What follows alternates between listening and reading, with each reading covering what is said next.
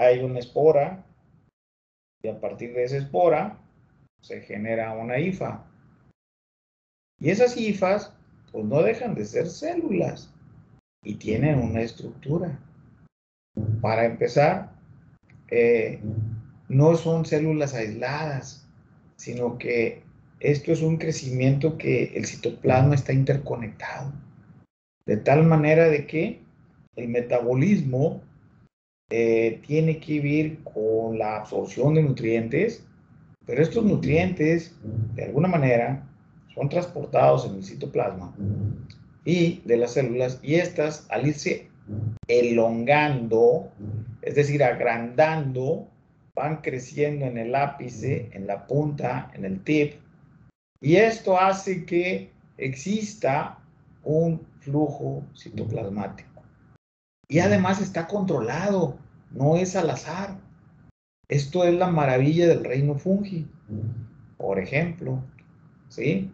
El crecimiento tiene que ver con, obviamente, los organelos, desde retículo endoplasmático, desde corpúsculos de Golgi, núcleos, mitocondrias, en fin, toda la gama de elementos celulares. Pero además, aquí les voy a dejar una duda, ¿sí? Esta. Todo lo demás ustedes lo pueden interpretar, las vacuolas, todo, pues lo conocen muy bien. El retrículo endoplasmático, corpúsculos de Golgi, núcleos, en fin, mitocondrias. Sin embargo, todo esto está en una dinámica permanente de flujo de energía. Recordemos, ¿sí? En el tema de metabolitos, recordemos cómo de parte de una nutrición heterótrofa se absorben moléculas de un tamaño determinado, si no se fragmentan con enzimas que se liberan y entonces entra el citoplasma. A partir de ahí, estas, recordemos, moléculas se van transformando en función de flujo de electrones.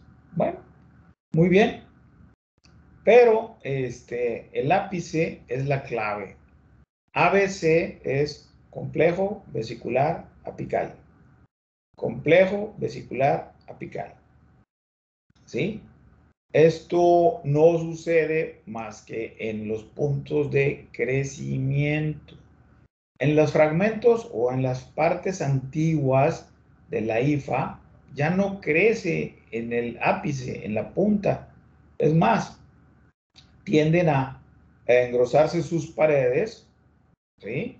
Y entra en latencia. Y cuando entra en latencia, entonces tenemos nosotros un comportamiento de este tipo y no un crecimiento en el ápice. Es decir, las porciones de las hifas viejas son incapaces de crecer, por lo tanto, solamente se fortalece su pared y esto les da una oportunidad de resistencia, tanto física como también fisiológica. Jóvenes, es muy temprano, pero igual, esto está explicado de una manera gráfica y muy simple. ¿Hay dudas? Con toda confianza. A eso vine, por eso me levanté temprano para venir a la oficina y tener una mejor conectividad. ¿Dudas?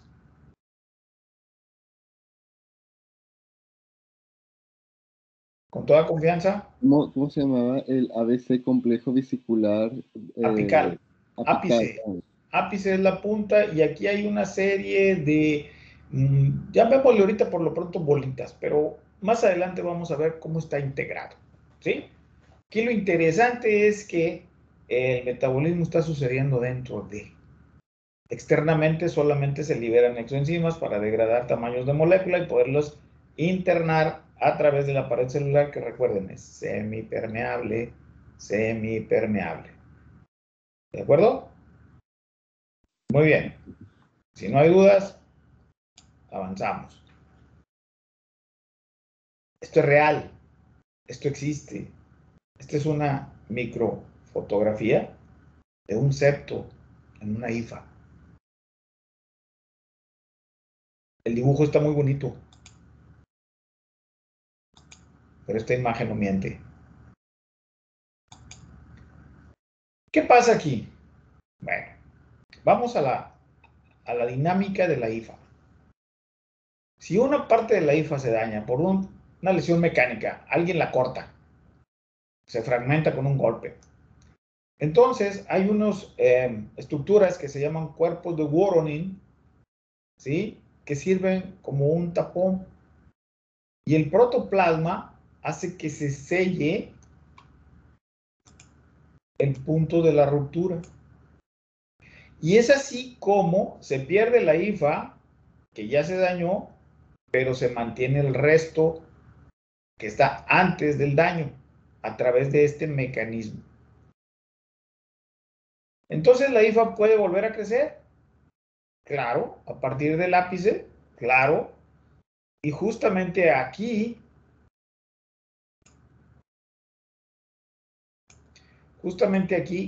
es donde se forma otra vez el complejo vesicular apical y empieza a crecer. Y esta parte de este lado está dañada, se rompe, pero el cuerpo de Voronin tapó el poro. Muy bien. Existen otros mecanismos más complejos. Aquí abajo tenemos microfotografías, o sea, fotografías de ultraestructura, en donde se demuestra la acción del cuerpo de Voronin. ¿Sí? Pero en la otra parte tenemos nosotros una estructura que se llama doliporo y partenosoma. Esto es más complejo, por lo tanto es más evolucionado como género en su momento, como grupo taxonómico, es más evolucionado. Y esto, evidentemente, también tenemos aquí una manera gráfica de demostrar la presencia del doliporo. Hace la misma función, regular el flujo protoplasmático.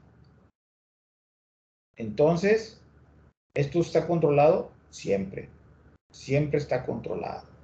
¿Qué factores inducen esto? Pues la temperatura, el pH, la humedad, o sea, la concentración de sólidos en el protoplasma, y en su momento también los factores fisiológicos o estimulantes de crecimiento, como las hormonas, esos metabolitos intermedios, hormonas de crecimiento. Muy bien. ¿De qué estamos hablando entonces? La primera parte, en el caso de los ascomicetos, que ya los vimos, porque ya los vimos, pues son hongos bastante evolucionados. Sin embargo, tienen un poro septal que utiliza el recurso del cuerpo de Voronin, su pared doble, internamente. Este septo puede estar abierto o cerrado de acuerdo a lo que necesite el momento de crecimiento y a sus diferentes estímulos. Esto permite el paso de organelos, mitocondrias, corpúsculos de Golgi, todos tienen una función, ribosomas, todos tienen una función, e incluso núcleos. Esto es bien importante. Acuérdense cuando vimos la clase anterior, la reproducción, hablábamos de que había fusión de núcleos. Bueno, vamos a ver aquí cómo está. En cambio, los Basidiomycota, los ascomicetas producen sus esporas en sacos, los Basidiomycota en basidios. Ahorita lo vamos a ver a más detalle. Poco a poco iremos avanzando en la complejidad. El septo condoliporo lo tienen los Basidiomycota, que son los más evolucionados. Y tiene un canal central, evidentemente,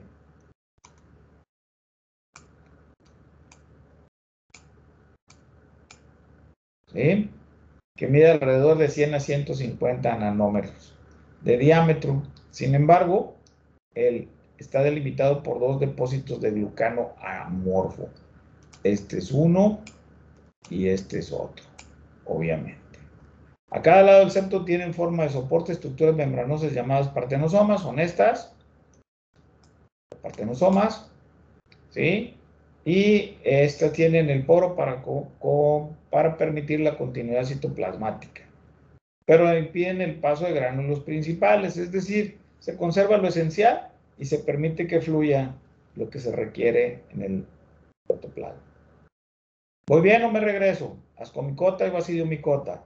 Son hongos más evolucionados los Basidiomycota que los Ascomicota, y luego veremos más adelante otros elementos. Muy bien. Partenosoma, bien clarito, el doliporo, ¿sí? Y bueno, la función es oclusión. Y hay filamentos de actina que son los que mueven.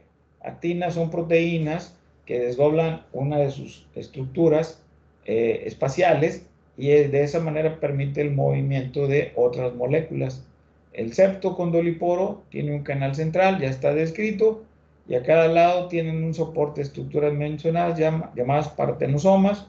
Y bueno, está claro cómo controla una IFA su presión osmótica, su flujo de nutrientes, su flujo de elementos nutricionales que se van a convertir en estructura, porque no todo va a energía, también estructura, sino cómo crece el tamaño del hongo. Y aquí tenemos aumentado las microfotografías. ¿Qué tenemos aquí? Una IFA. ¿Sí? ¿Qué tenemos aquí? Un aumento del complejo vesicular apical que está señalado en la parte superior. Esta es una ampliación. ¿Sí? ¿Qué tenemos aquí? Pues los organelos que están involucrados en este flujo. Y aquí, ¿qué tenemos? 3 modelos de organización. Si se fijan, son ápices de hifas y estas tienen formas de organizar sus vacuolas de tal manera de que nos da una oportunidad de clasificación taxonómica en base al acomodo de los organelos en el complejo vesicular apical. O micota, hongos que tienen esporas flageladas, ¿se acuerdan? Zigomicota, hongos que producen esporangios, esporas y esporangios. Ascomicota y basidiomicota tienen un modelo mucho más organizado del complejo vesicular apical. ¿Se notan las diferencias? Es la evolución de manera gráfica, la evolución de las especies. ¿Preguntas? No, profe, ninguna. Gracias. Muy bien. Pero los hongos también se reproducen a través de formas de levadura. Las levaduras, pues obviamente son células que tienen, obviamente, núcleos, vacuolas, mitocondrias, retículo endoplasmático, su pared gruesa, pero se reproducen por gemación. Es decir,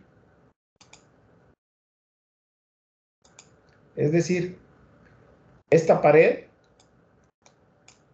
y esta pared se supone que estaban así, era ovalada, ¿sí? Pero estas paredes fueron creciendo en su dimensión, aumentando su tamaño, y esto permitió un alargamiento de la pared, de tal manera de que se dio el paso de mitocondrias, vacuolas, núcleos, y una vez que se van dividiendo los núcleos por fisión binaria, esto se llama la forma de reproducción de las levaduras. Ya vimos las hifas, ahora estamos viendo las levaduras. ¿Cuáles levaduras conocemos? Pues la más conocida, Candida albicans, Saccharomyces. ¿Qué sucede aquí? Pues hay componentes principales que constituyen la pared, dependiendo del grupo taxonómico de que estemos hablando. Chytridiomycota, hongos con estructuras o esporas con un flagelo. Zigomicota, hongos que producen esporangios. Ascomicota, hongos que producen ascas. Basidiomicota, hongos que producen esporas en basidias. Y su constitución química es diferente. Son polisacáridos todos, sí, pero su acomodo es diferente. ¿Qué nos dice? Que evidentemente va a responder a una fisiología mediada por enzimas, y estas enzimas son específicas, de tal manera que los hongos a través de su pared se van a comportar diferente. Y esto va a poder responder a los ambientes o a los ecosistemas en donde están creciendo los hongos. Muy bien, En el caso de lo que es la matriz de las células, en este caso, tenemos nosotros otro tipo de polisacáridos. Pero si se fijan, todos son polisacáridos, pero son diferentes. No quiero que los memoricen. Quiero que tengan la esencia, por favor, de que existen estas diferencias tan sutiles, pero tan importantes. Bueno, veamos gráficamente la reproducción. Ya sabíamos que era sexual y asexual. ¿Sí? En este caso, las hifas diploides resultan de la unión de dos hifas haploides. Ya lo habíamos visto en la clase anterior. Y dan lugar a esporas con estructuras tipo asca o tipo basidio, o sea, 2N. Y las esporas en general, bueno, las hifas haploides pueden dar lugar por mitosis a unas esporas llamadas conidios o conidiosporas. Es decir, asexual, conidios o conidiosporas. ¿Sale? Muy bien. Sentada esta base, ¿qué horas son? Tenemos que hacer un break, jóvenes. 5 minutos nada más y regresamos. Si hay preguntas, pónganlas en el chat, por favor.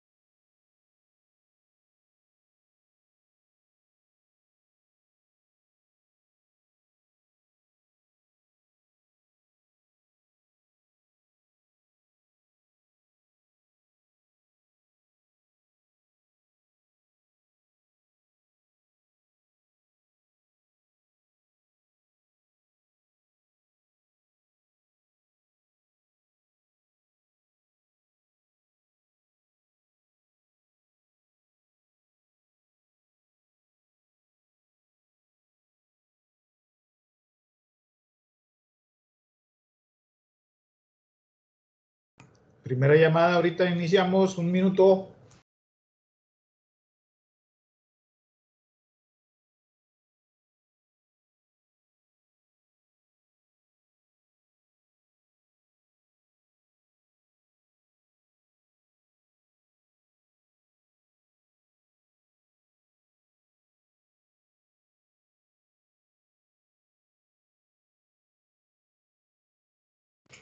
Continuamos.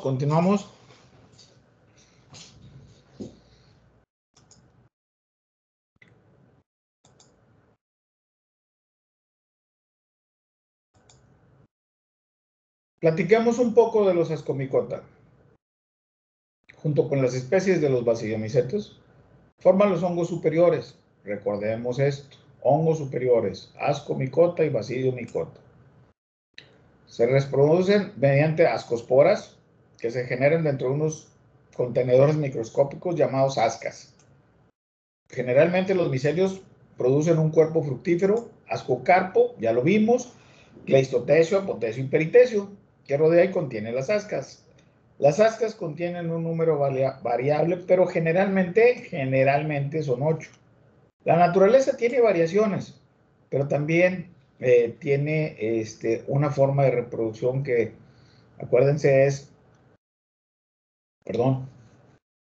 producto de una meiosis, en donde hay una reducción cromática después de una fusión de núcleos. Entonces, siempre van a ser pares, excepto pues, situaciones de elecciones de la naturaleza. Su forma varía siendo más o menos globosa, cilíndrica o rectangular. Estamos hablando de las ascas. Y aquí tenemos una imagen muy clara de un peritecio con su ostíbulo, obviamente con su pared, su capa interna de la pared.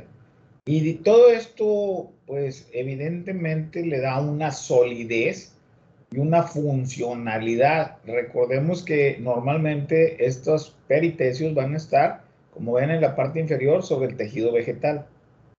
También tenemos los apotecios, que son una forma de copa en la cual las ascosporas están dentro del tejido de las hifas. Si se fijan, aquí hay unas hifas que no producen ascosporas, no son ascas.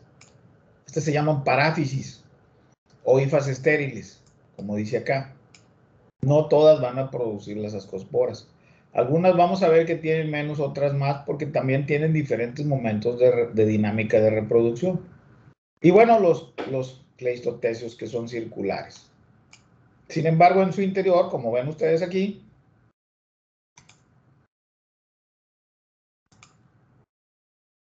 podemos observar las ascas y sus ascosporas formadas. Esto nos da una imagen más sólida acerca de los diferentes cuerpos fructíferos, sobre todo porque hay fotografías de apoyo que nos pueden ilustrar. Y en cambio los Basidiomycota pues son un grupo abundante de hongos, alrededor de 30,000 especies. La mayoría son terrestres, algunos pueden desarrollarse en agua dulce, hasta en hábitats marinos o salobres, pero muchos son saprófitos. También hay fitopatógenos y hay simbiontes. En todo caso, tenemos aquí algunos ejemplos de especies y su relación con el entorno. Rhizoctonia solani es una enfermedad fitopatógena de las papas, del cultivo de las papas. Amanita, boleto, son simbiontes, generan micorrizas ectotróficas con los bosques de encino y de pino. Heterobasidium exclusivamente con pinos, coníferas. Y Armillaria, bueno, con muchos árboles, definitivamente, pero es patógeno. Entonces, esta es la gama de oportunidades que nos presentan los Basidiomycota. Seguramente hay más. El micelio de los Basidiomycetos puede vivir por cientos de años. Imaginemos cientos de años, ¿sí? Y no todos van a crecer de manera micelial. Algunos tienen la oportunidad de desarrollar las formas de levaduras. Y las dos, o una u otra. Ejemplo. Aquí abajo tenemos un ejemplo muy interesante. La clase anterior hablamos de hongos perfectos y hongos imperfectos. Hongos perfectos, aquellos que se conoce su reproducción, tanto asexual como sexual. En el caso de Filobacilliella neoformas es un basidiomyceto. Pero con el tiempo se descubrió que el mismo genoma era el que tenía Cryptococcus, que es una forma de levadura. Entonces, es el mismo hongo, pero se descubrió en momentos diferentes y de ser un hongo imperfecto, se convirtió en un hongo perfecto porque tiene las dos posibilidades, tanto levadura como micelial. ¿Y por qué es importante Cryptococcus? ¿Por qué se estudió este y no otros? Ah, pues bien fácil. Porque Cryptococcus, como forma de levadura, es una levadura muy especial, porque produce una cubierta de polisacáridos alrededor de su célula de levadura que impide la fagocitosis. ¿Y esto qué tiene que ver? Pues tiene que ver porque Cryptococcus es un patógeno del ser humano que puede llegar a afectar hasta el sistema nervioso central, pero lo podemos adquirir en su forma micelial como Filobacilliella y no nos damos cuenta hasta que se transforma dentro del organismo en la fase de levadura y ahora sí tenemos un problemón con un patógeno que puede llegar hasta cerebro. ¿Está clara la idea de cómo tiene importancia conocer las formas? Apóyenme por favor con algún comentario.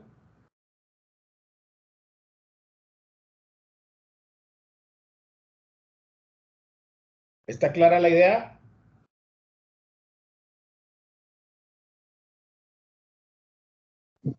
Sí, profe. Gracias.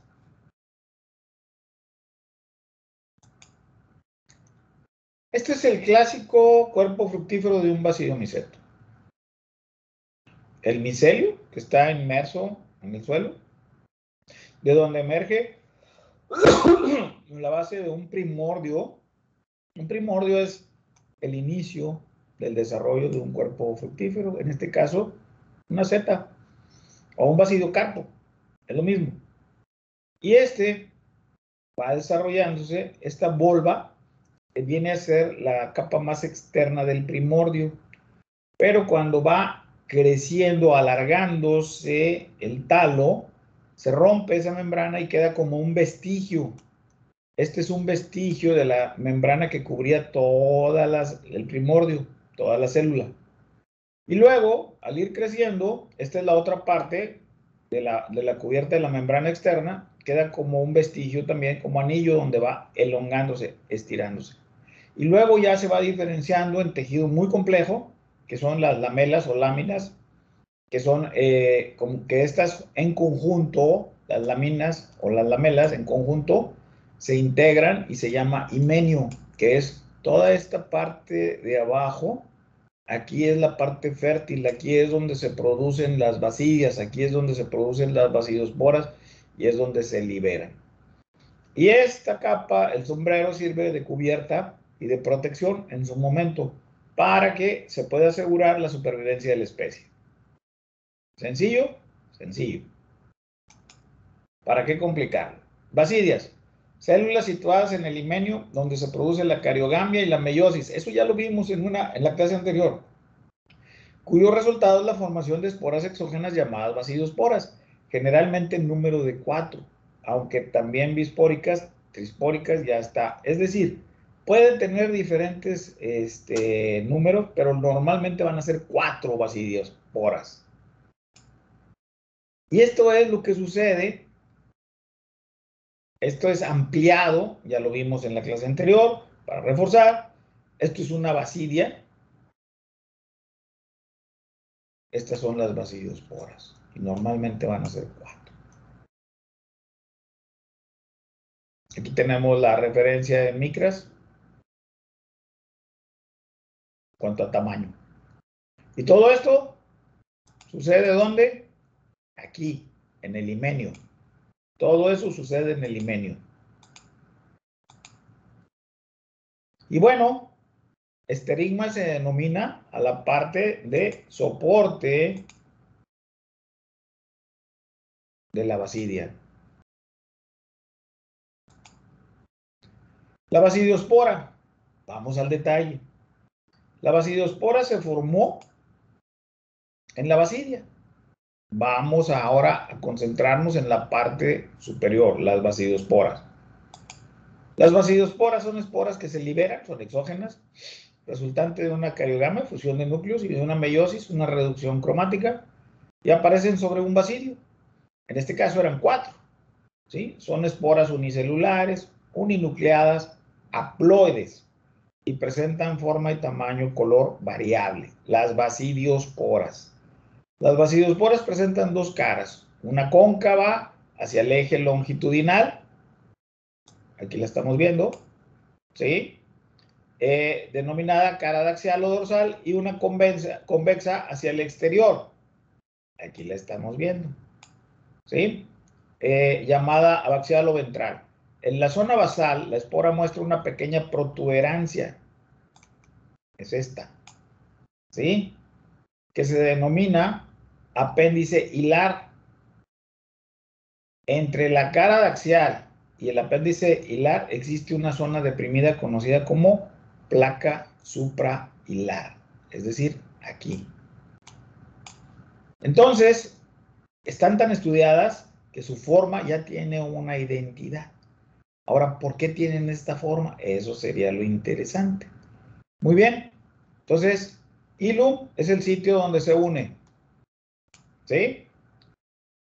Esterigma, ya lo mencionábamos, es la base donde se genera la basidiospora. Apéndice hilar es esta protuberancia. Y tenemos lo que es la pared o endosporio, todo esto. Y el esterigma. ¿Ok? Perdón, el poro germinativo.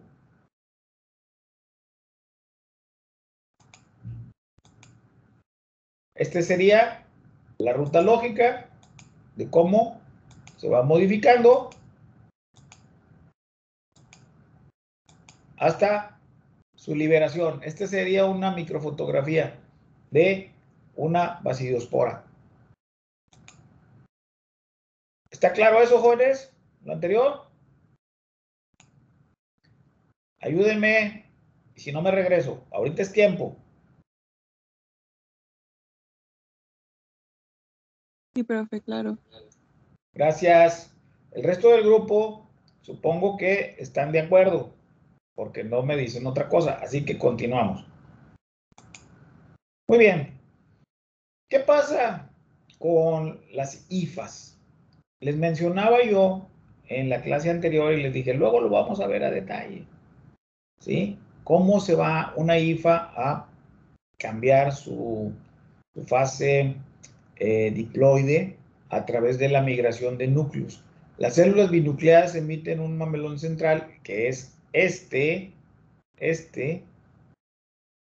¿sí? Que se transforma en un gancho o clamp, y este recibe el nombre de fíbula. Esta es la fíbula, ¿sí? Y dinámicamente se comportaría como están viendo esta imagen en movimiento. Y bueno, esto sirve también para hacer un criterio taxonómico en ciertos hongos. Ciertos basidiomycetos lo tienen, otros no. Entonces, su presencia o ausencia nos ayuda también a determinar la taxonomía. Son criterios. Este sería la formación y desarrollo de una fíbula.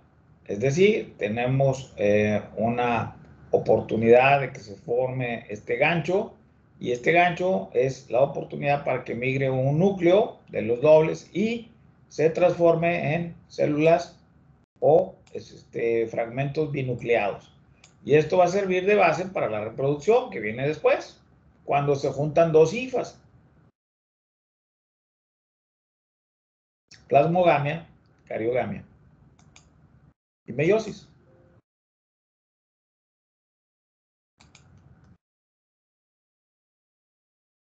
¿Preguntas, jóvenes?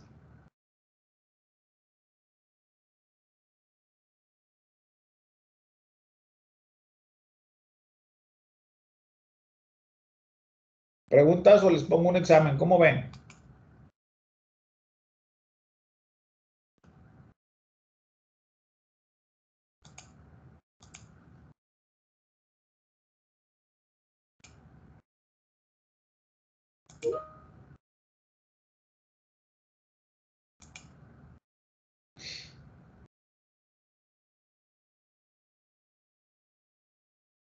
Ya vimos estructura y ultraestructura de las hifas, de las esporas. Ya vimos diversidad de hongos, ya vimos metabolismo y metabolitos, ya vimos introducción a la historia de la micología. Estamos sobre el tiempo. Tenemos oportunidad de avanzar. Déjenme ver cuál.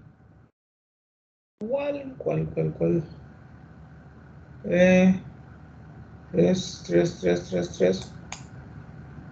Muy bien.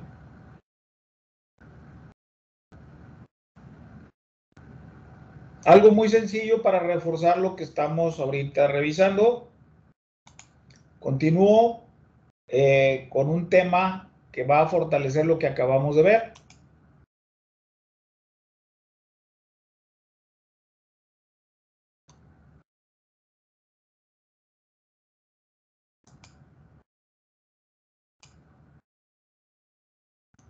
Estoy proyectando.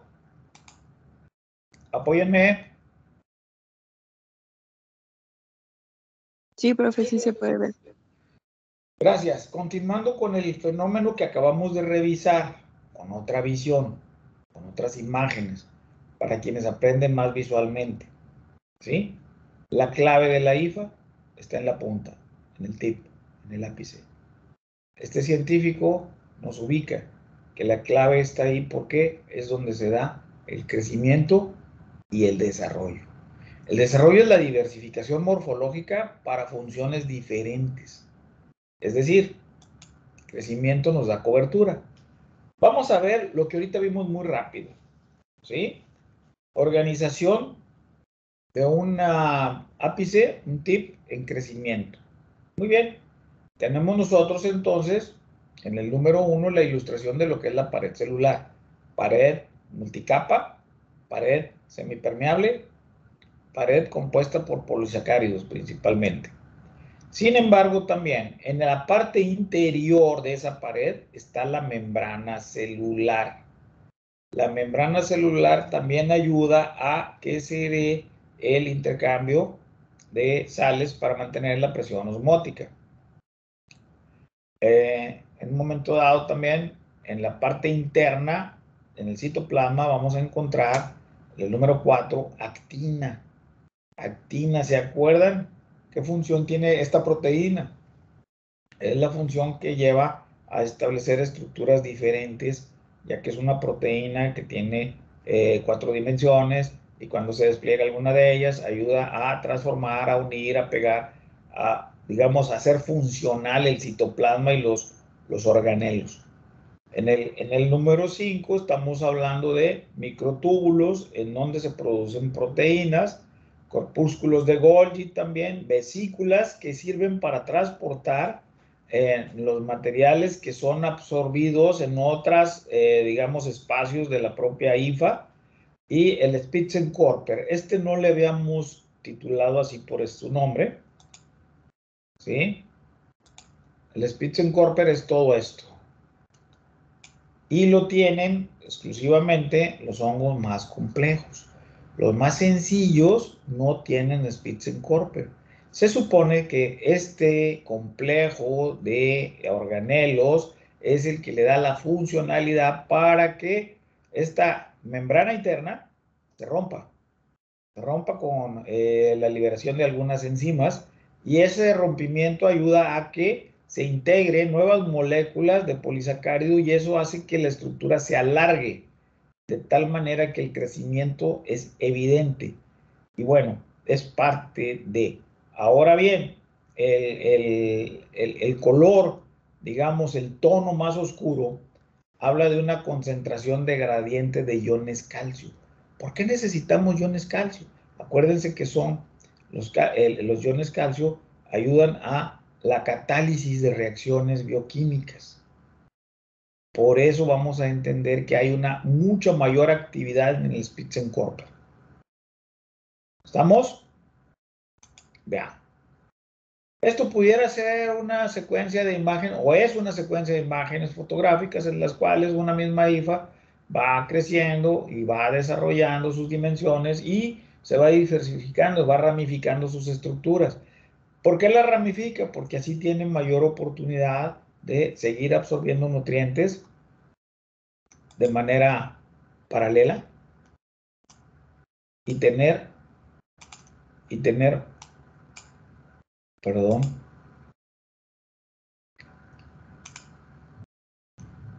y tener mayor cobertura alrededor del medio de cultivo o del sustrato de que se trate. Y cuando estas ramificaciones se van dando, vamos viendo nosotros que va cubriendo espacios circulares. Y estas superficies nos inducen a pensar en la estructura de una colonia sobre una placa de agar, que es circular. Por eso son circulares. Va cubriendo. Es una razón lógica y de optimización. Entonces, la incorporación en cuanto a la distancia de marcadores y su intensidad, pues se va haciendo menor porque a medida que se va alargando la IFA, pues se van absorbiendo y va disminuyendo la concentración de estos marcadores en el sustrato. Asimismo, tenemos nosotros una oportunidad de entender, estas se las voy a dejar, tómenle un screenshot por favor, avísenme cuando ya la hayan hecho. Y si no, tómenlo a alguien y se lo comparten.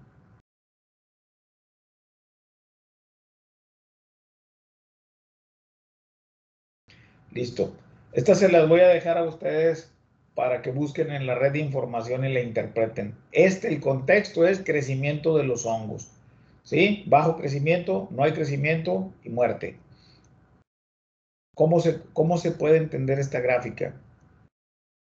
A ver qué se les ocurre. Muy bien. ¿De qué estamos hablando entonces? La presencia de agua es muy importante. Si no hay la suficiente cantidad de agua, la IFA no crece, se queda a nivel de espora. Y por supuesto, si nosotros ponemos concentraciones diferentes de sales, vamos a tener desarrollos diferentes, ¿sí? En todo caso, la concentración marca también la velocidad de reacción para que se produzcan una IFA o dos IFAs al mismo tiempo, a partir de un punto de crecimiento. Como dice aquí, el incremento de la longitud del citoesqueleto tiene que ver con el decrecimiento de lactina. Lactina es esa proteína que sirve para que se incorporen nuevas estructuras moleculares, nuevas moléculas a la estructura. La migración de los núcleos, las vacuolas hacia el Spitzenkorper es evidente porque es el punto de crecimiento, es donde se incorporan estas nuevas, digamos, moléculas. Y bueno, ¿qué es lo que sucede? Pues aquí ya entramos a correlacionar la bioquímica. Por ejemplo, ¿sí? Guanosil trifosfato, las manoproteínas, la glucanosintetasa es otra enzima que también interviene para que se dé el efecto de unión de nuevas moléculas de carbohidratos para que se pueda elongar la pared. Y bueno, hay nuevamente enzimas de corta y pega y quitosomas producen la quitosoma sintetasa. Y de alguna manera esto nos explica cómo cada uno de estas enzimas tienen una funcionalidad en el cortar y pegar en el plasmalema o membrana interna o membrana celular.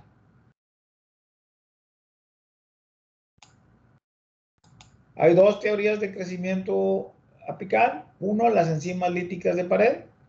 Evidentemente, la pared tiene proteínas, tiene quitina y bueno, tiene una membrana plasmática. Normalmente lo que se dice en la primera hipótesis es que la membrana plasmática es el punto donde se insertan, se rompen con enzimas y se insertan nuevas moléculas para que pueda crecer la IFA. De alguna manera, las enzimas líticas de pared tienen que ver también con el rompimiento de estos enlaces para que se puedan incorporar nuevas, a través de vesículas que se forman, nuevas estructuras a través de las moléculas de enzimas sintetasas de pared, se puedan incorporar nuevos elementos y esto hace que los precursores se integren y constituyan nuevas capas de la pared. Y bueno, la temperatura es un factor de crecimiento, sí lo es. 30 grados es una temperatura muy buena para el crecimiento. Sin embargo, se va a comportar diferente cada hongo. Algunos solamente van a producir en un cambio de choque térmico, de cambio de temperatura, van a producir las conidias famosas, están aquí, y otras simplemente hifas, porque este es un micelio de nutrición y este es un micelio de reproducción. Entonces, ¿se comporta diferente? Sí, claro, y tiene que ver con un ciclo celular, por supuesto. No se confundan, esto es muy sencillo. Me brinco estas sí es importante. Aquí también es la forma en que se va dividiendo los núcleos para que por citoquinesis podamos tener células uninucleadas nuevamente y estas puedan tener la emergencia de una levadura un crecimiento levaduriforme. Y es como se explica cuando no crece de manera lineal, cuando crece de manera levaduriforme. Las levaduras, criptococos, dimos el ejemplo ahorita, Saccharomyces, se comportan de esta manera. Lo ponemos muy sencillo, pero así es. Hay una migración de núcleos hasta la célula hija, a la yema, y luego la duplicación, la separación, y nuevamente se completa el ciclo. ¿Los hongos filamentosos tienen ciclo celular? Pues claro que sí, por supuesto que sí, lo vimos ahorita a través de la formación de clamps, ya con dinámica, y podemos nosotros entender cómo va a crecer un hongo filamentoso en un medio rico o en un medio pobre. Esta sería la oportunidad que tiene una espora de ir ramificándose, de ir cubriendo las áreas inmediatas donde hay nutrientes. Y si se fijan, si viéramos por arriba una colonia en una placa de Petri, tiene esta forma. Y obedece a una lógica de disponibilidad de nutrientes en torno a menor gasto de energía para conseguirlo. Entonces se va cubriendo todo lo que es las áreas inmediatas, a donde está la conidia original, la célula original. ¿Cómo crece un hongo filamentoso en medio líquido? Pues depende. La parte superior, la parte superior es un hongo que crece en un medio líquido sin agitación. La parte inferior es un hongo que crece en un medio líquido con agitación. Si se fijan, cuando lo agitamos, crece como esferas. Cuando no lo agitamos, crece en un solo plano. Es la oxigenación la que determina la forma del crecimiento. Aquí tenemos un hongo que está absorbiendo de la superficie y no crece hacia abajo porque, bueno, pues su respiración es aerobia. Y aquí, cuando lo tenemos en agitación en la parte baja, lo que estamos haciendo es que todo el medio líquido tiene oxígeno disuelto y de ahí lo toma. Por eso crece en forma de esferas. ¿Está clara esta situación, jóvenes? A simple vista ustedes pueden ver si es un hongo que tiene agitación, si está cultivándose en vitro, perdón, en el medio líquido. Y bueno, con esta cierro, jóvenes, para despertarles el apetito. Cualquiera diría que esto es pescado. No es pescado. Este es micelio. Este es micelio, sustituto de carne. Oportunidades de negocio. Lo hicieron crecer en un medio sólido y a partir de ahí, primero un medio sólido como inóculo y luego lo llevaron a un cultivo permanente, un cultivo continuo, y es donde se produce y se está cosechando micoproteínas. Ese es el punto, jóvenes. Todo esto se puede hacer. Ustedes lo pueden hacer. Pero necesitan primero saber que existe. Este diseño fue precisamente para tener un cultivo continuo en donde se mantiene una temperatura constante a través de termostatos. Hay un input de glucosa y sales minerales, o sea, nutrientes, vitaminas como la biotina.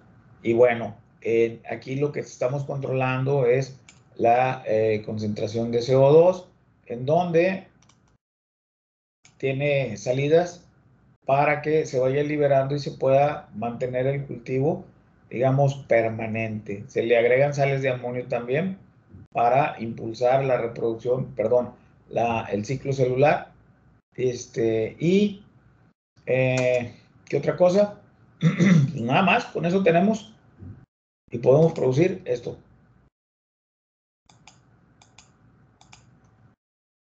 Jóvenes,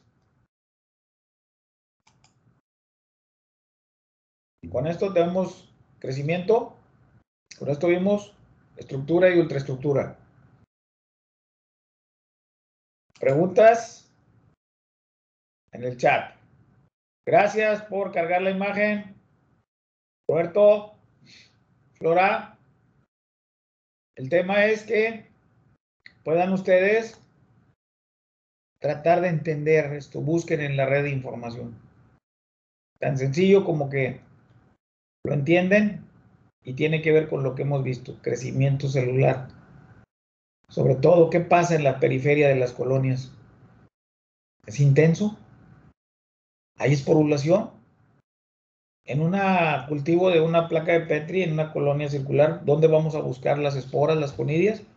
¿En el extremo? ¿Externo? ¿O en el centro donde creció la colonia? Ese las dejo de tarea, jóvenes.